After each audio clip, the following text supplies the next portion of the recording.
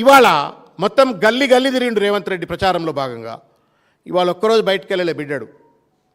బట్టి విక్రమార్క మొత్తం cabinet మంత్రులంతా convoy ఎంబడి పెట్టుకొని గల్లీ గల్లీ తిరిగి వాళ్ళ ఓటర్లను బెదిరించే ప్రయత్నం చేసిండ్రు.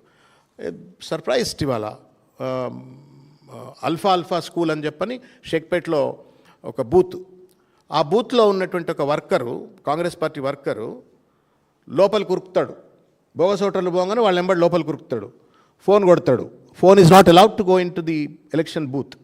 లోపలికి పోయి ఫోన్ కొడతాడు. ఫోన్ కొట్టి దేగో మంత్రి సాబ్ బాత్ కర్తే అని చెప్పని పిఓకి ఇస్తారు, presiding ఆఫీసర్కు.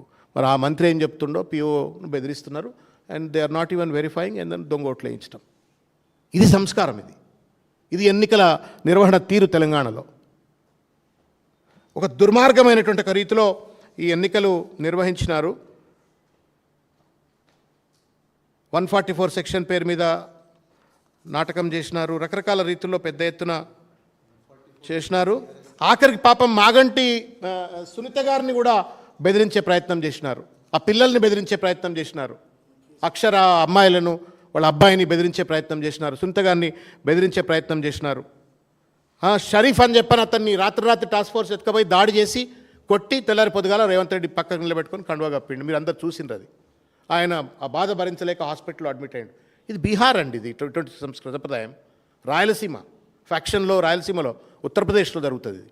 But we're seeing in Telangana today unfortunately.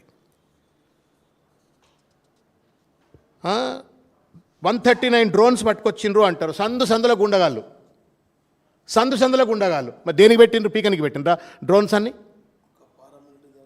Paramilitary forces పెట్టండి అని నెత్తి మీద నోరు పెట్టుకొని అడిగినాం మేము. No paramilitary force, no police. మొత్తం యంత్రాంగం అంతా కూడా ఇవాళ ప్రభుత్వానికి పేరోల్ మీద ఉన్నట్టుగా వ్యవహరించినారు.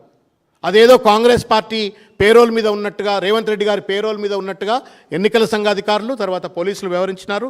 ఈ వైఖరి ప్రజాస్వామ్యాన్ని కూని చేసేది, రాజ్యాంగాన్ని కూని చేసే ఒక విషయాన్ని తెలియజేస్తూ చివరిగా ఒక్క విషయం.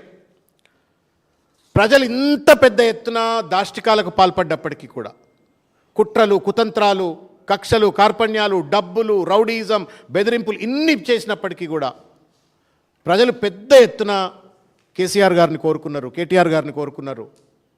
ఎట్టి పరిస్థితుల్లో బీఆర్ఎస్ పార్టీ గెలవాలా అని చెప్పని కోరుకున్నారు. హమ్కు దోకా హువా హై అని చెప్పని ముస్లిమ్స్ నుండి మొదలుకుంటే సబ్బండ వర్గాలు చెప్పినారు. క్యా సోచ్కే ఓటు దాలే, క్యా హో గయా, ఇస్కు ఏక్ సబక్ సిఖానా అని చెప్పని వాళ్ళు ఇవాళ ఓట్లు వేసినట్టు ఒక తీరు మాకు చాలా సంతోషం కలిగించినట్టు ఒక పరిస్థితి. ప్రజలందరూ కూడా ఇవాళ బీఆర్ఎస్ వైపు మళ్ళా ఫేవరబుల్గా ఓట్ చేసినారు. తప్పనిసరిగా ధర్మం గెలుస్తుంది. భగవంతుడు మా పైన ఉన్నాడు. భగవంతుడి దయతోటి, ప్రజల యొక్క ప్రేమ అభిమానాలతోటి తప్పనిసరిగా ఈ ఎన్నికల్లో గెలుస్తామని చెప్పని నమ్ముతా ఉన్నాం.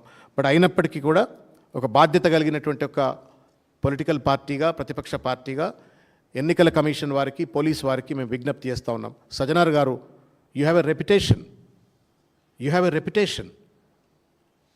Shivadhar Reddy garu, your DGP, you also have a reputation. మీ రెప్యుటేషన్ ఖరాబ్ అయ్యే విధంగా ఇవాళ మరి అది లోకల్ వాళ్ళ ప్రాబ్లమా, మీ ప్రాబ్లమా, లోకల్ సిఐల ప్రాబ్లమా, ఏసీపీల ప్రాబ్లమా? మొత్తం పోలీసు వాళ్ళంతా లోకల్ పార్టీకి కొల్యూడైనట్టుగా పనిచేస్తే చర్యలు ఎవరు తీసుకోవాలా? కాబట్టి మేము ఎన్నికల కమిషన్ వారిని, ఈ పోలీసులపైన కూడా చర్య తీసుకోవాలని చెప్పి కోరుతా ఉన్నాము.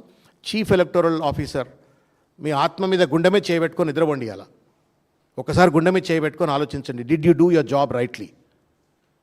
ఇంత గుండాయిజం, ఇంత రౌడీయిజం, ఇంత విచ్చలవిడి అవినీతి తప్పనిసరిగా భవిష్యత్తులో ఇటువంటి చిల్లర ప్రయత్నాలకు, ఈ రకంగా రాజ్యాంగాన్ని కూనీ చేసినట్టుగా వైఖరికి తగిన మూల్యం ఎవరెవరైతే ఎన్నికల నియమ నిబంధనలను తుంగలో దొక్కిండ్రో వాళ్ళందరూ కూడా చెల్లించుకో